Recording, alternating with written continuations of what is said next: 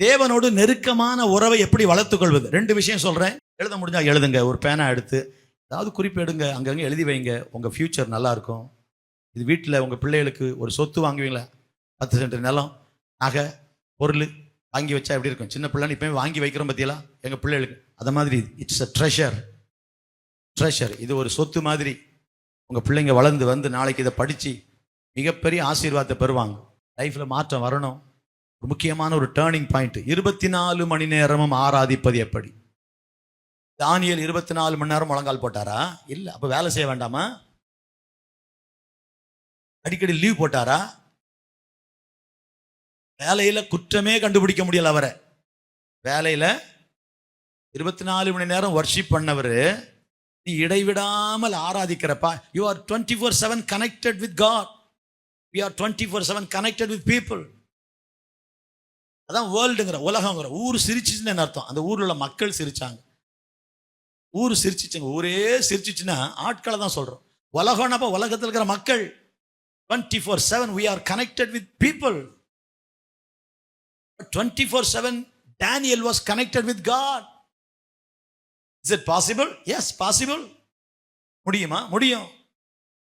ஒரு military officer அப்போஸ்தலர் 10ஆம் அதிகாரத்தில், ஒரு பேர் கொர்னேலியு, 100க்கு அதிபதி. He was a centurion. Century அடிச்சாருங்கிறோம். 100 அடிச்ச உடனே செஞ்சுரி அடிச்சாருங்கிறோம். 100 அப்போ செஞ்சுரிங்கிறோம். ஒரு 100 வருஷத்துக்கு ஒரு செஞ்சுரி. 100 இயர்ஸ்ங்கிறது இன்னொரு வார்த்தை. 10 வருஷம்னா டெக்கேடுங்கிறோம். 10 வருஷத்துக்கு டெக்கேட்னா 10 வருஷம். 1 மில்லியன்னா 10 லட்சம். 10 lakhsங்கிறத இன்னொரு வார்த்தை சொல்றோம். 100,000 அப்படிங்கிறோம். 1 லட்சத்தை 1 lakhன்னு சொல்றது 100,000. வித்தியாசமான வார்த்தை. 100ங்கிறத செஞ்சுரியன். இது 21st செஞ்சுரிங்கிறோம். 21ஆம் நூற்றாண்டு. 2000 வருஷம் முடிஞ்சு இப்போ 25ல் இருக்கிறோம். 21ஆம் நூற்றாண்டு. 100க்கு அதிபதி. அதனால அவன் பேர் செஞ்சுரியன். அவருடைய வேலை 100 பேருக்கு தலைவன். அவரை பத்தி பைபிள்ல போட்டிருக்கு. அவர் எப்பொழுதும் ஜெபம் பண்ணி கொண்டிருந்தான். படிங்க. சூப்பரான வார்த்தை. எப்பொழுதும். ஒரு கடவுள் பக்தி. ஜீவனுள்ள தேவன் யாருன்னு தெரியாது. இயேசுவை தான் வணங்கினார்னு சொல்லல, கடவுளை ஆராதிச்சான்னு சொல்லல. ஆனா எப்பவும் ஒரு காட் கனெக்டட் லைஃப். சொல்லுங்க, காட் கனெக்டட் லைஃப். கடவுளோடு கனெக்ஷன்ல இருக்கிற ஒரு லைஃப். தேவ பக்தி. தீமை செய்யக்கூடாது, நன்மை செய்யணும். குடும்பத்தோட சேர்ந்து, யாருக்கும் தீமை செஞ்சிடும். குடும்பத்தார் அனைவரோடும் சேர்ந்து அவன் கடவுளுக்கு பயந்து நன்மை செய்து எப்பொழுதும் ஜெபம் பண்ணி ஒரு காட் கனெக்டட். ஏசப்பான்னு கூப்பிடல, இயேசுவேன்னு கூப்பிடல. இவ்வளவு பக்தியுள்ள ஒரு ஆள் இருக்கிறார். இவ்வளவு இருந்து அவர் ரட்சிக்கப்படல. இவ்வளவு இருந்தும் ரட்சிக்கப்படல. ரட்சிக்கப்பட்டவங்ககிட்ட இது ஒன்றும் இல்லை. இல்லை சொல்லுங்க. ரட்சிக்கப்பட்டவங்ககிட்டயே தெய்வ பயம் இல்லை, நன்மை செய்யற குணம் இல்லை. கொர்நேலியு கிட்ட இந்த குணம் ரட்சிக்கப்பட்ட ஆட்கிட்ட இருக்கா? ரட்சிக்கப்படாதவர், அவர்கிட்ட இதெல்லாம் இருக்கு. அந்த வருஷம் இன்னொருக்க படிக்கலாமா? அவன் தேவ பக்தி உள்ளவனும். 1 தேவ பக்தி, 2வது வீட்டார் அனைவரோடும் கடவுளுக்கு பயந்தவனும், 3வது நன்மை செய்தவது, 4வது எப்பொழுதும் ஜெபம். A man, a military officer is a captain of 100 soldiers, captain of an army. ஒரு படை தளபதி, 100 பேருக்கு தலைவர். இவரை பத்தி பைபிள்ல எப்பொழுதும் ஜெபம் பண்ணி கொண்டிருந்தான் என்று பைபிள்ல வர ஒரே வசனம் இந்த ஆள் தான், கொர்நேலியு தான். இடைவிடாமல் ஆராதிச்சாருன்னு இருக்கு. இடைவிடாமல் ஆராதிச்சார். தானியேலை பற்றி வருது. எப்பொழுதும் ஜெபம் பண்ணாங்கிற வார்த்தை. he prayed always. is it possible? முடியுமா? ஜெபம்னா என்ன நினைக்கிறோம்? அடுத்த சனிக்கிழமை தான் ஃபாஸ்டிங் ப்ரேயர். அது வரைக்கும் நம்ம ஜெபத்தை பற்றி நினைக்கிறது இல்லை. ஆராதனை எப்போ? ஞாயிற்றுக்கிழமை தான். நமக்கு ஞாயிற்றுக்கிழமைனா ஆராதனை, சனிக்கிழமைனா ஜெபம். ஜெபம்னா சனிக்கிழமை, ஆராதனைனா ஞாயிற்றுக்கிழமை. மற்ற நாள்லாம் நம்ம வேலை உண்டு போயிட்டே இருப்போம்ப்பா. ஆண்டவர் எப்போ பார்க்கலாம்? சனிக்கிழமை டைம் இருந்தால் பார்க்கலாம், ஞாயிற்றுக்கிழமை முடிஞ்சால் பார்க்கலாம். வாரத்தில் ஏதோ ஒரு நாள் 2 நாள் இந்த ஜெபம் ஆண்டவர் நினச்சி வாழ்ந்துட்டு இருக்க வாழ்க்கை அல்ல. இதிலிருந்து வெளியே வந்து 24 மணி நேரமும் எப்பொழுதும் அவரை நினைக்கிற எண்ணத்தோட வாழ்கிற வாழ்க்கை தான் ஆராதனை. அப்படி ஒரு பழக்கத்தை வளர்த்து கொள்ளணும். அப்ப இப்படி செய்யணும்னா 2 காரியம் செய்யணும். ஒன்று தொடர்ந்து கான்ஸ்டன்ட் கம்யூனிகேஷன், கான்வர்சேஷன். இடைவிடாத தொடர்ந்தேச்சையான சம்பாஷணை, அப்படி எழுதிக்கலாம். தொடர்ந்தேச்சையான, தொடர்ந்து பேசிக்கிட்டு இருக்கிறது. சம்பாஷணை என்ன? ரெண்டு நண்பர்கள் பேசுறது, 2 பேர் 3 பேர் உட்கார்ந்து பேசுறது சம்பாஷணை. கான்வர்சேஷன், கான்ஸ்டன்ட் கான்வர்சேஷன், தொடர்ந்து பேசுதல், தொடர்ந்து பேசுதல். ஒரு நாளைக்கு கொஞ்ச நேரம் அப்படியே ஒரு ஜெபம் பண்ணி பாட்டு பாடி ஆராதிக்கிறது நம்ம அதில் பழகணுங்கிறோம். காலை எழுந்த உடனே கேட்குறீங்களா என்ன? காலை எழுந்த உடனே முதல்ல கொஞ்ச நேரம் பாடுறோம், ஜெபம் பண்ணுறோம், பாட்டு பாடுறோம். அது பிறகு நம்ம வேலையில் பிஸியாக இறங்கிறோம். சிலர் அதற்கு பிறகு ஆண்டவரை பற்றி நினைக்கிறதே இல்லை. உங்கள் எண்ணத்தில் அவர் இல்லவே இல்லை. அதுதான் தப்பு. முழங்கால் போட்டு 1 மணி நேரம் ஜெபிக்கிற நேரம் மட்டும் இல்லை, சபைக்கு வருகிற 1.25 மணி நேரம் மட்டுமல்ல, நீங்கள் பைபிள் திறந்து உட்கார்ந்து இருக்கிற 3/4 மணி நேரம் மட்டுமல்ல, அதோடு ஆராதனை முடிந்து விடுவதில்லை. நீங்கள் தொடர்ந்து ஆண்டவரோடு பேசலாம். ஆண்டவரே, வேலைக்கு போகிறேன்ப்பா, நீங்கள் ஹெல்ப் பண்ணுங்க, ஏன்னா நான் ஏதாவது புத்தியீனமாக செஞ்சிருவேன், எனக்கு ஹெல்ப் பண்ணுங்க ஆண்டவரே. ஆண்டவரே, வண்டி ஓட்டிட்டு போகிறேன்ப்பா, என் கூட பாதுகாத்து கொள்ளுங்க. நீங்கள் இருக்கிறீங்க கூட. இப்படி அவரோட பேசுறது, அதில் வளருவோம், இதில் வளரணும். இப்படி தொடர்ந்து பேசுதல், தொடர்ந்து உரையாடுதல், தொடர்ந்து தேவனோட உரையாடுதல். அப்போ ஜெபிக்கிறது மட்டும் இல்லை, முழங்கால் போடுறது மட்டும் இல்லை, கை தூக்குறது மட்டும் இல்லை, பாட்டு பாடுறது மட்டும் இல்லை, சர்ச்சைக்கு வர்றது மட்டும் இல்லை. நீங்கள் எங்கே இருந்தாலும் என்ன செய்தாலும் எந்த நேரமும் தேவனோட இந்த வார்த்தைகளை சொல்லி, சின்ன சின்ன வார்த்தை, நல்லவரே நல்லவரே அப்படின்னு 2 வார்த்தை பாடிட்டு போறீங்க. வல்லவரே, சூப்பர்ல. ஐயோ, நேற்று பெரிய சிக்கலா போய் நினைச்சேன். ஒரு ஆள்கிட்ட எப்படி பேசுவோம்? பின்னால வண்டியில் ஒரு ஆள் உட்காந்து வந்தா பேசிட்டு வருவோம்ல, ஐயோ கேட்குறீங்களா கதையை, ஐயோ நேற்று பெரிய சிக்கலில் மாட்டியிருப்பாங்க அப்படின்னு ஒரு ஆள்கிட்ட பேசுகிற மாதிரி, ஆண்டவரே ஒரு பெரிய சிக்கலில் மாட்டி இருந்திருப்பேன், அற்புதமாக காத்தீங்கப்பா, சூப்பர், நன்றியாப்பா, இதை மறக்க மாட்டேன்ப்பா. புரியுதா உங்களுக்கு? ஆண்டவர்கிட்ட இப்படி தொடர்ந்து பேசுகிற ஒரு அனுபவத்தில் வளருவோம். எத்தனை பேருக்கு ஆசை இருக்கு? கையை உயர்த்தி ஆண்டவர்கிட்ட, தகப்பனே உதவி செய்யுங்கப்பா, இன்னும் உம்மை அறியணுமே, இன்னும் கிட்டி சேரணுமே. 2 கரங்களை உயர்த்தி, இன்னும் உம்மை அறியணுமே, இன்னும் உம்மை அறியணுமே, இன்னும் கிட்டி சேரணுமே. கேளுங்க, 17ஆம் நூற்றாண்டில் வாழ்ந்த லாரன்ஸ் என்கிற ஒரு மனிதர், ஒரு சமையல்காரர், ப்ளீஸ் லிசன். துறவிகள் வாழ்ந்த, சாதுக்கள் சன்னியாசிகள் போன்ற துறவிகள் வாழ்ந்த அந்த மடத்தில் இருந்த, சமையல் வேலை செய்து சாப்பாடு போட்டு பாத்திரங்களை கழுவி வேலை செய்த ஒரு அந்த துறவிகளுக்கு வேலை செய்த ஒரு மனிதன் தான் லாரன்ஸ். அவர் எழுதின புஸ்தகம் தான் practising the presence of God. 17ஆம் நூற்றாண்டு. அவர் துறவி அல்ல, துறவிகள் மடத்தில் வேலை செஞ்சவர். அன்றாட வேலை, பாத்திரம் தேய்ச்சி, சாப்பாடு சமைச்சு, பாத்திரம் பந்தி பரிமாறி, டேபிளில் வச்சு, அந்த ஒவ்வொரு வேலையை செய்யும் போதும் ஆண்டவரோட பேசி பேசி பேசி செய்யல.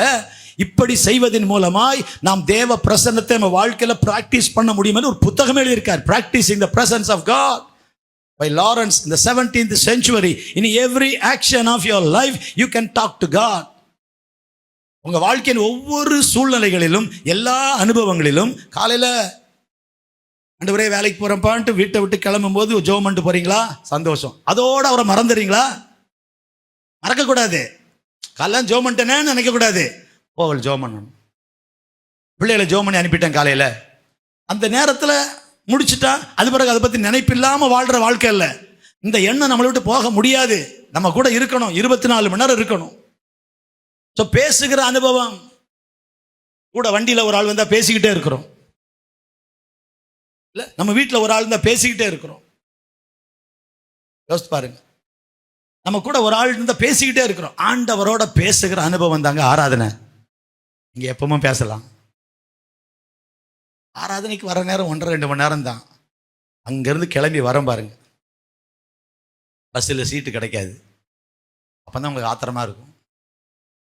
அப்போ ஆண்டவர்கிட்ட பேசணும். திங்கட்கிழமை காலையில் சாயந்தரம் சென்னையில் பைபிள் காலேஜில் டீச் பண்ண போனேன்னா, பாஸ்டர் மோகன் சர்ச்சில் சின்னமலையில் ரிலிஜியன் டீச் பண்ணேன். ஹிந்துயிசம், இஸ்லாம், புத்திசம், சீக்கிசம், ஜைனிசம், ரிலிஜியன். பயங்கர கூட்டமாக இருக்கும். திங்கட்கிழமை சாயந்தரம் பஸ்ஸில் போவேன்.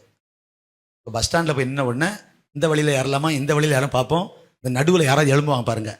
அங்கே போய் இந்த ஒரு பேகை வச்சிருது. அங்கே பேகை வச்சுட்டு நான் இப்படி ஏறி உள்ளே வர்றதுக்குள்ளே 10 வண்டி பூக்கத்தர போயிடும், அவ்வளோ கூட்டமாக இருக்கும். நான் உள்ளே ஏறி தள்ளிக்கிட்டு வரக்குள்ள கருங்குழி கக்கலைப்பேட்டை போயிடும். அங்கே போகிறதுக்குள்ளே ஒரு ஆள் வந்து யாருதுன்னு தேடிட்டு பாரு அந்த பேகை. நான் வச்சது எதுக்கு? சீட்டு பிடிக்கிறதுக்குங்க. மதுராந்தகம் பஸ் ஸ்டாண்டில் சீட்டு பிடிக்கிறதுக்கு மெட்ராஸ் வரைக்கும் போகணுமே. ஞாயிற்றுக்கிழமை ஆராதனை நடத்திட்டு களைப்பாக இருக்குன்ட்டு பேகை வச்சுட்டு எரிச்சு போய் தள்ளி கிள்ளி உள்ளே போய் அந்த சீட்டு நடுவில் போகிறதுக்குள்ளே கக்கலைப்பேட்டை தாண்டிடும். அங்கே ஒருத்தர் இது யாருது தெரியலேன்னு அவர் உட்காந்துட்டு கேட்டுட்டு இருப்பார். அவரை பார்த்து ஆத்திரமாக வரும். அவ்வளோ கஷ்டப்பட்டு சீட்டை பிடிச்சா என் பேகை என்கிட்ட கொடுக்குறிய. அப்போல்லாம் இந்த சத்தியம் தெரியாது. அல்லையில சொல்லுங்க. கஷ்டத்தோட இருக்கும். மனசுல என்னெல்லாம் ஓடும், இவன் எல்லாம். இதுதான் மாறணும் நமக்கு. உங்களுக்கெல்லாம் அப்படி வராது, நீங்க ரொம்ப தங்கமான ஆட்கள் சொல்லுங்க. அப்ப இதையும் ஆண்டவர் கவனிக்கிறாருங்கிறேன். இங்கே புறப்பட்டு ஆண்டவரே நான் சின்ன மலைக்கு போகிறேன்ப்பா, நான் டீச் பண்ண போகிறேன், மாணவர்களுக்கு பாடம் எடுக்க போகிறேன் எல்லாம் சொல்லி ஜெபம் பண்ணியாச்சு. பஸ்ஸில் போனால் ஆவி மாறி போச்சு. ஒரு அலையில சொல்கிறீங்களா? திரும்ப வரும்போது அதை விட பிரச்சனை. ஐயோ, அங்கேருந்து பஸ் ஏறுறதுக்கு எங்கே வரணும்? கிண்டி வரணும். கிண்டிலேருந்து ஒரு பஸ் ஏறி தாம்பரம் வந்து, தாம்பரத்தில் வந்தால் நம்ம முன்ன பின்ன ஓடுற ஓட்டம் இருக்க, ஓடுகிறேன் நான், அங்கே ஓடு பஸ், அங்கே போய் நிற்பான். திரும்ப இங்கே வந்து இங்கே ஓடு. ஜூடா கேட்குறீங்களா? இந்த கதையை கேளுங்க, பார்த்துருக்க மாட்டேங்க, கதையை கேளுங்க. இங்கே ஓடி அங்கே ஓடி இங்கே ஓடி அங்கே ஓடி. நான் தாம்பரம்னு ஒரு தாம்பரத்துக்கு போயிட்டாரு. அதான் தாம்பரத்தில் பாஸ் என்ன பண்ணாருன்னா, அது நான் சொல்கிறேன், கலையை கேளுங்க. அங்கே ஓட பஸ்ஸு பிரேக் அடிப்பான்னு அப்படியே போயிட்டே இருப்பேன். நேரம் அங்கே ஓடினா அதில் கொண்டு அடுத்த பஸ் வந்துருச்சுன்னா இங்கே ஓட. ஐயோ, தாம்பரத்தில் அங்கே ஓடின ஓட்டம் இருக்க. அவ்வளோ ஓடி கிட்ட போன உடனே எங்கேயா போகிற? மதுராந்தகம். ஐயோ தள்ளியாம்மா. ஐயோ, அது அடுத்த வேணும். மதுராந்தகம் ஒரு ஊராகவே நினைக்கிறது. உங்களுக்கு அந்த அனுபவம் இருக்கா? இருக்கு. திண்டிவனம் டிக்கெட் வாங்கி, மருவத்தூர் டிக்கெட் வாங்கி, எங்கேயாவது பிரேக் அடிப்பானா டக்குன்னு இறங்கிடலாமா நினைச்ச நாள்லாம் இருக்கு. அங்கெல்லாம் நம்ம குணம் எப்படி இருக்கு? அதான் ஆராதனை. இதெல்லாம் ஆராதனையா? வீட்டில் சாப்பாடு செய்யும் போதே ஒருத்தரை நினைச்சு திட்டிக்கிட்டே உப்பு போடுறீங்க பாருங்க. அந்த ஆள் வரட்டும், கஷ்டப்பட்டு சாப்பாடை செஞ்சு கொடுத்தா இவ்வளோ குறை சொல்கிறாங்க, வரட்டும் சாயந்தரம் உப்பு அள்ளி போடுற மாதிரி நினைக்கிறீங்க பாருங்க. ஆராதனையே கெட்டு போச்சு. அல்லையில சொல்லாமல் every action of your life, வாழ்க்கையின் ஒவ்வொரு பகுதியும் ஆராதனை. ஒரு ஆமீன் கேட்கலாமா? எவ்வளவு மாறணும் எப்பா. நான் நினைக்கிறேன், ஏசப்பா இதெல்லாம் ஏன்பா முன்னாலே தெரியாமல் போச்சு, எவ்வளவோ மாற வேண்டியிருக்கு, இன்னும் இருக்கிற ஆயுசு காலம் போதுமா தெரியலையாப்பா, அவ்வளவு மாறணும் போல இருக்கப்பா. யோசித்து பாருங்க. ஒரு சமையல் செய்கிற ஒருத்தர் துறவிகள் மடத்தில் உங்க எல்லா வேலையும் ஆராதனையை மாற்ற முடியும். ஆண்டவரோட பேசுறதன் மூலமா நெருக்கமாக வர முடியும்.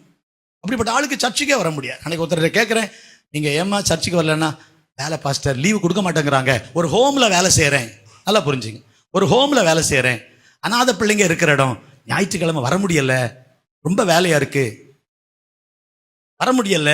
நம்ம என்ன நினைக்கிறோம்? இங்கே வந்து ஆராதிக்கிறதான் ஆராதனை நினைக்கிறோம். ஆராதனை தான் வரணும். சபை கூடி வருதலை சிலர் விட்டு விடுகிறது போல விட்டுறாதீங்க. அது அந்த காலம் எழுதின வசனம். இந்த காலத்தில் எழுதுனா, சபை கூடி வருதலை பலர் விட்டு விடுகிறது போல சிலராகிய நீங்களாவது. இப்படிதான் எழுதியிருக்கணும் வசனத்தை. அப்போ சர்ச்சுக்கு வந்து உட்கார்ந்து இருக்கிற நேரம் மட்டும் ஆராதனை இல்லை. Every action of your life, உங்க வாழ்க்கையின் ஒவ்வொரு பகுதியும். நீங்க ஒரு ஆட்டோ டிரைவரா, வாங்க சார் உட்காருங்க, எப்படி இருக்கிறீங்க, 2 வார்த்தை அன்பா பேசுறீங்களே, அதுலேயே நீங்க ஆண்டவர் மகிமைப்படுத்துறீங்க. என்ன இவர் எவ்வளவு அன்பா பேசுறாரு அப்படின்னு சொல்ற மாதிரி. அந்த மாதிரி நம்ம என்ன வாழ்க்கையின் ஒவ்வொரு விஷயமும். ஒரு கடை வச்சிருக்கீங்களா, ஆட்கள்கிட்ட பேசுகிற விதம். நீங்கள் ஒரு மேனேஜரா, கீழே உங்கள்கிட்ட ஆட்கள்கிட்ட பேசுகிற விதம். நீங்கள் ஒரு மாணவனா, மற்ற மாணவர்கள்ட்ட. நீங்கள் ஒரு டீச்சரா, ஸ்டூடெண்ட்ஸ் கிட்ட. எல்லா விதத்திலும் ஒரு சமையல் வேலை செய்யக்கூடிய ஆள் how to practise the presence of காட்னா, என் பாத்திரத்தை கழுவும் போது, சாப்பாடை வைக்கும் போது, சமைக்கும் போது, இதெல்லாம் செய்யும் போதும் நான் ஆண்டவரோட பேசிக்கிட்டே இருப்பேன்.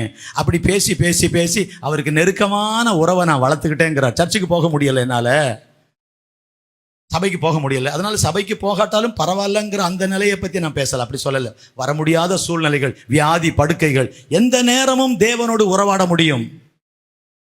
உம்மோடு என்னாலும் உறவாட அருள் செய்யுமே,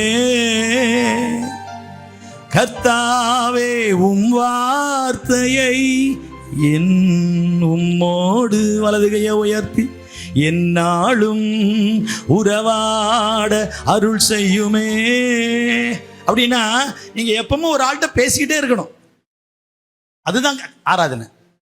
எப்பவும் யார்கிட்டயாவது கேளுங்க, என்ன பாருங்க, எப்பவும் யார்கிட்டயாவது ஒரு ஆள்கிட்ட ஒரு யார்கிட்ட பேசிட்டு இருக்காரு, ஒரு ஆண்டவர்கிட்ட பேசிட்டு இருக்காரு அப்படி சொல்லணும்.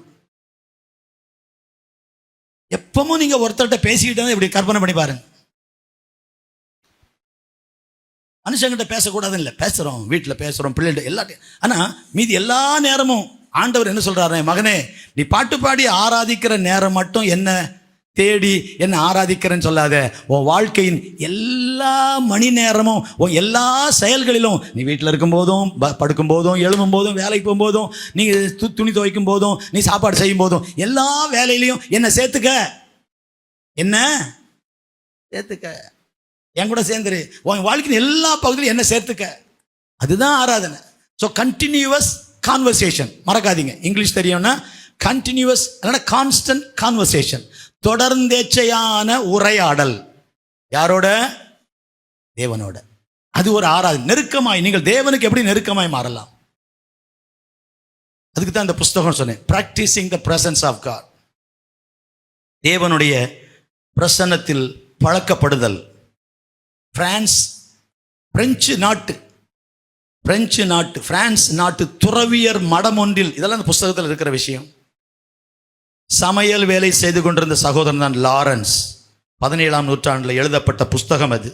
உணவு ஆயத்தம் செய்தல், சாப்பாட்டு தட்டுகளை கழுவுதல் போன்ற தாழ்வான வேலைகளை துதியின் செயல்களாக, நல்ல காரியம், தாழ்வான வேலை. சாப்பாடு போட்டு தட்டு கழுவி பாத்திரம் எடுத்து வச்சு கழுவுறதெல்லாம் தாழ்வான வேலை.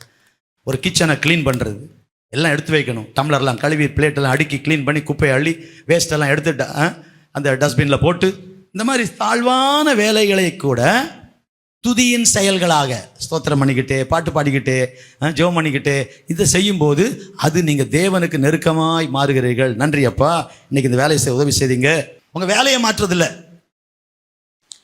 இந்த வேலையிலெல்லாம் ஆண்டவரை பிரியப்படுத்த முடியாதுங்க. அதுக்கு வேற வேலை இருந்தால் தான் முடியும்னு சொல்ல முடியாது. வேலையல்ல மாற்ற வேண்டியது உங்க மனநிலை. எந்த வேலைனா உங்க மனநிலை இல்ல. சாப்பாடு போடுறத பெரிய வேலையா நினைக்கிறோம், இலை எடுக்கிறத அற்பமா நினைக்கிறோம். நம்ம மைண்டு தானே. யாராவது இலை எடுங்கன்னா அந்த அம்மா எடுக்கும், அவர் எடுப்பார். ஏன்னா அவங்கெல்லாம் பாவம் படிக்காதவங்க. படிச்சிருக்கிறேன்னா டாக்டரேட் வாங்கியிருக்கிறேன், நான் PhD, நான் எடுக்கிறேன் இலை எடுக்கிறதும் ஒன்று தான், சாப்பாடு போடுறதும் ஒன்று தான். அந்த மனநிலை. சில வேலையை அற்பமாக நினைக்கிறோம். ஸோ அற்பமான நினைக்கப்படுகிற வேலையை கூட இது நான் ஆண்டவருக்கு செய்கிற வேலைன்னு நினச்சி உங்கள் மனநிலையை மாற்றிட்டீங்கன்னா, ஆண்டவரே நன்றி அப்பா, சூப்பர், இந்த மாதிரி வேலையெல்லாம் செய்ய உதவி செய்தீங்களன்னா நீங்கள் தேவனுக்கு நெருங்கலாம். இன்னொரு காரியத்தை வேகமாய் சொல்லி முடிக்க விரும்புகிறேன். கர்த்தருக்கு ஸ்தோத்திரம் உண்டாவதாக. அப்படியானா இவருக்கு ஆலயம் ஆராதனைக்கு போவதற்கு வாய்ப்புகள் ரொம்ப குறைவு. யாருக்கு? இந்த சகோதரர். அவர் பேர் என்ன? லாரன்ஸ். அவர் துறவிகள், சன்னியாசிகள் இருப்பாங்க இல்லையா, கல்யாணம் ஆகாம துறவிகள் மடத்தில் சமையல் செய்தவர்.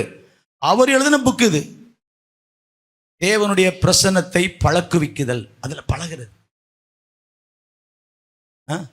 பெரிய படிப்பாளி இல்லைங்க, யோசித்து பாருங்க. அப்போ அந்த மாதிரி எந்த வேலை செய்தாலும் தேவ பிரசன்னத்தில் பழகணும். நல்ல அருமையான சத்தியம் பிரியமானவர்களே. ஆண்டவருக்கு ஸ்தோத்திரம். நிறைய சொல்லலாம். நீங்கள் வீட்டில் மீதி காரியங்களை வீட்டில் வாசிங்க. இந்த வெளிச்சத்தில் நான் சொன்ன விஷயத்தில் வாசிங்க.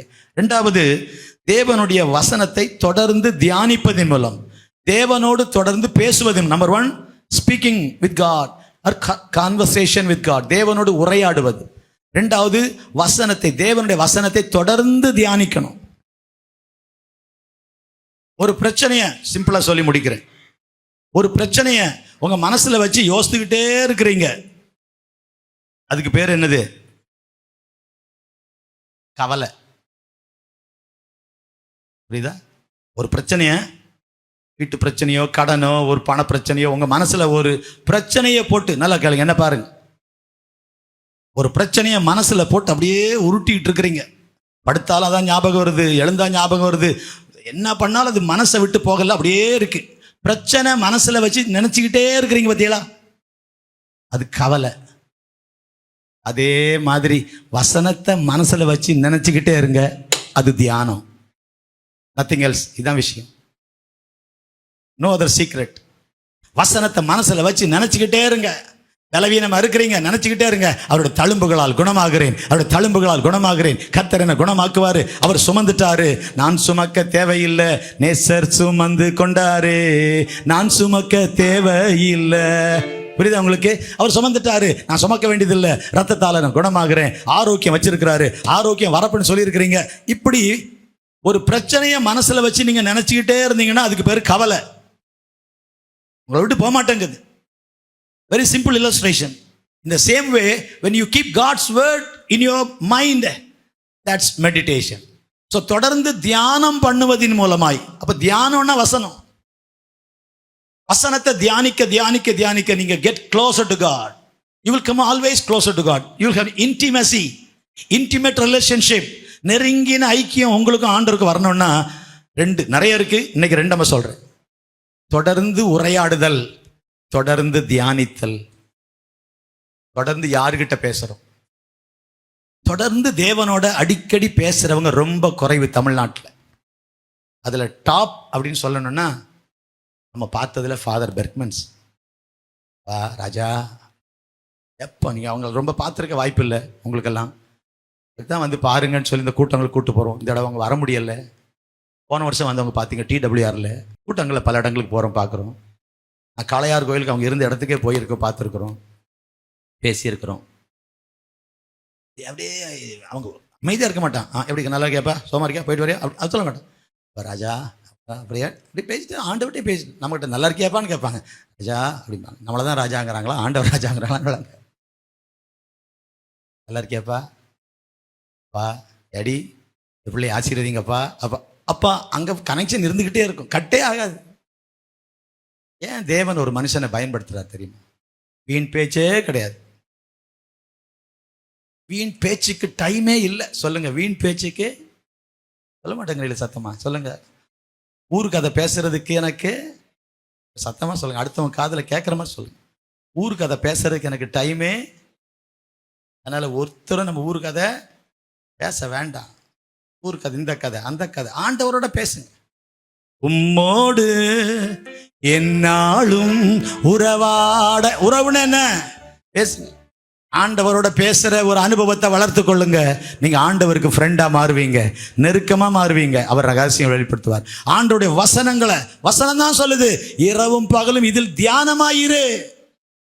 இரவும் பகலும் இதை நீ தியானித்து கொண்டு இருப்பாயாக. யோசுவாவுக்கு நைட் அண்ட் டே இதை நினைப்பா. நீ பிரச்சனையை நினைச்சா அதுக்கு பேர் கவலை, நீ வசனத்தை நினைச்சா அது பேர் தியானம்.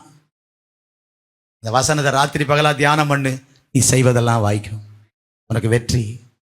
என்ன நினைச்சுக்கிட்டு இருக்கிறார்? என் வார்த்தையை நினை. எவ்வளவு வெற்றியுள்ள வாழ்க்கை.